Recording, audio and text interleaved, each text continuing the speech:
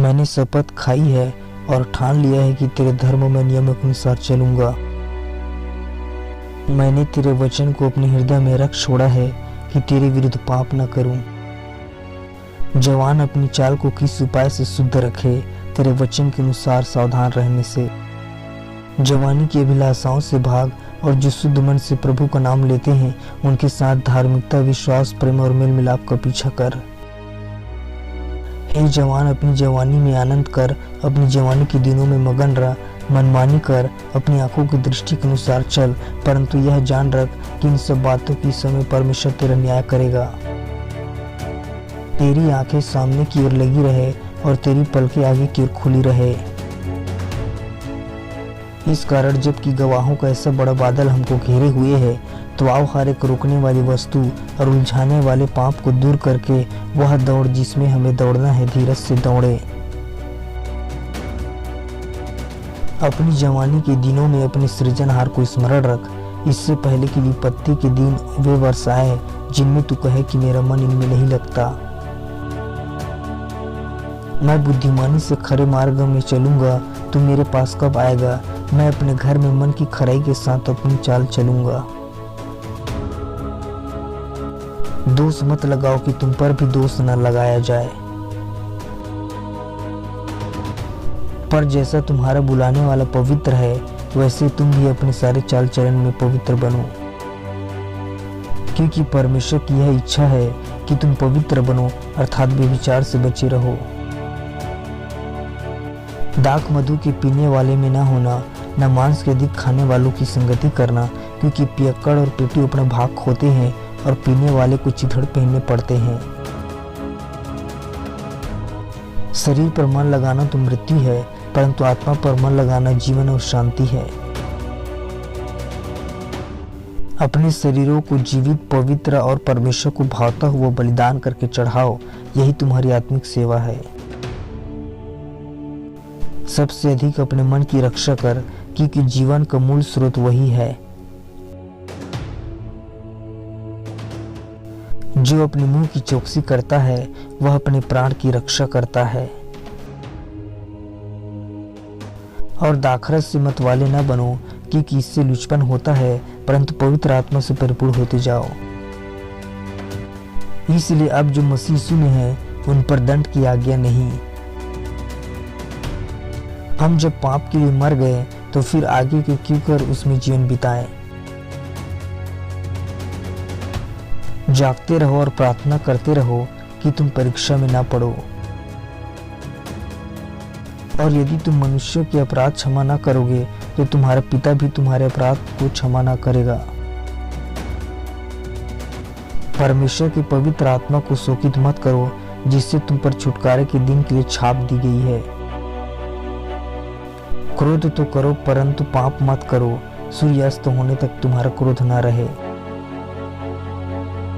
हे प्रियो, बदला ना लेना, परंतु परमेश्वर के क्रोध को अवसर दो, क्योंकि लिखा है बदला लेना मेरा काम है, प्रभु कहता है मैं ही बदला दूंगा। इसलिए परमेश्वर के सारे हथियार बांध लो कि तुम बुरे दिनों में सामना कर सको। क्या तुम नहीं जानते कि तुम परमेश्वर के मंदिर हो और परमेश्वर का आत्मा तुम में वास करता है? जो मुंह में जाता है वह मनुष्य को शुद्ध नहीं करता, पर जो मुंह से निकलता है वही मनुष्य को शुद्ध करता है। क्योंकि रुपए का लोभ सब प्रकार की बुराई का जड़ है, जिसे प्राप्त करने का प्रयत्न करते हुए कितनों ने विश्वास से भटक कर अपने आप को विभिन्न प्रकार के दुखों से छलनी बना लिया है। क्योंकि यदि तुम शरीर के अनुसार दिन काटोगे तो मरोगे, यदि आत्मा से देह की क्रियाओं को मारोगे तो जीवित रहोगे। मैंने अपने पांवों को हर एक बुरे रास्ते से रोक रखा है, जिससे तेरे वचन के अनुसार चलूं। यीशु ने उनको उत्तर दिया, मैं तुमसे सच सच कहता हूं कि जो कोई पाप करता है वह पाप का दास है। क्योंकि पाप की मजदूरी तो मृत्यु है, परंतु परमेश्वर का वरदान हमारे प्रभु यीशु मसीह में अनंत जीवन है। परंतु मैं तुमसे यह कहता हूं कि जो कि किसी स्त्री पर कुदृष्टि डाले वह मन में व्यभिचार कर चुका। उसकी सुंदरता देखकर अपने मन में उसकी अभिलाषा न कर, वह तुझे अपने कटाक्ष में फंसाने ना पाए। मन फिराओ के योग्य फल लाओ। इसलिए मन फिराओ और लौट आओ कि तुम्हारे पाप मिटाए जाएं। क्योंकि परमेश्वर सब कामों और सब गुप्त बातों का चाहे भली हो या बुरी न्याय करेगा।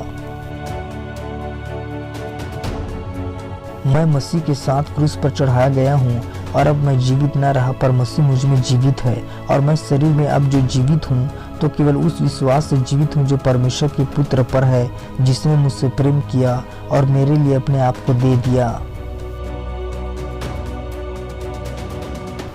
तेरा वचन मेरे पाँव के लिए दीपक और मेरे मार्ग के लिए उजियाला है। मैंने अपने मन को इस बात पर लगाया है कि अंत तक तेरी विधियों पर सदा चलता रहूं। और जैसे मनुष्यों के लिए एक बार मरना और उसके बाद न्याय का होना नियुक्त है, मृत्यु की रस्सियों से मैं चारों ओर से घिर गया। अधर्म की बाढ़ ने मुझे भयभीत कर दिया। पाताल की रस्सियां मेरे चारों ओर थी। मृत्यु के फंदे मुझ पर आ पड़े थे। संकट में मैंने परमेश्वर को पुकारा और मैंने उसकी दुहाई दी, और मेरी दुहाई उसके कानों में पड़ी। यदि हम अपने पापों को मान ले तो वह हमारे पापों को क्षमा करने और हमें सब अधर्म से शुद्ध करने में विश्वास योग्य धर्मी है।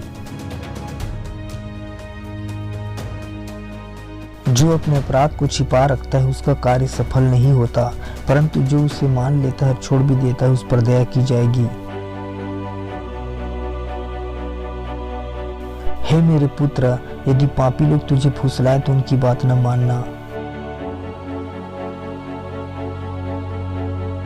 और यहोवा के भय मानने के द्वारा मनुष्य बुराई से बच जाते हैं।